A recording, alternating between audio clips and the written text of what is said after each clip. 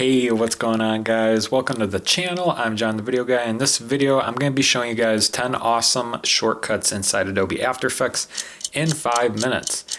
Now, some of these you might already know, but I highly recommend watching till the very end because a lot of these have helped me speed up my workflow. So let's dive on in. So the first shortcut I'm going to show you guys is how to easily replace footage in your composition. So say if we wanted to replace this clip with another one from our project window, say if we want to replace it with this one, what you can do is click on the piece of footage you want to replace it with from the project panel, click and hold down Option on your keyboard or Alt on a PC, and then when you let go, you'll notice that it gets replaced automatically. And not only that, but we had an effect, the tint effect on the video clip, and we also had keyframes on the original footage, and it retained all of that.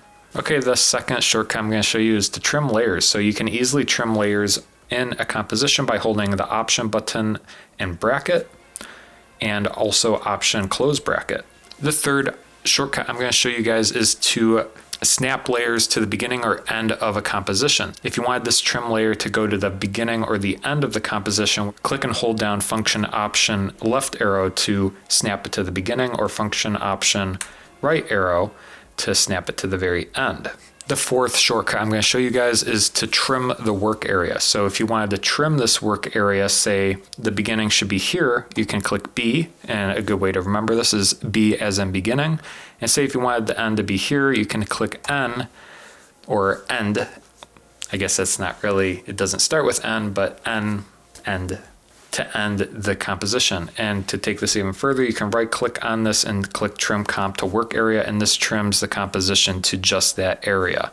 The next one's a pretty cool one. If you wanted to split a layer in half, what you can do is click on the layer, hold down Shift Command D, and this will split the layer in half. And you'll have basically two layers. The split will happen wherever the playhead is. The next one is to display all keyframes, and the keyboard shortcut for this is U. This will display all the keyframes. If we have more than one, it'll display all of them. The next one's pretty good. If you want to get to the very beginning or end of this trimmed layer, what you can do is click I to go to the beginning, or O to go to the very end.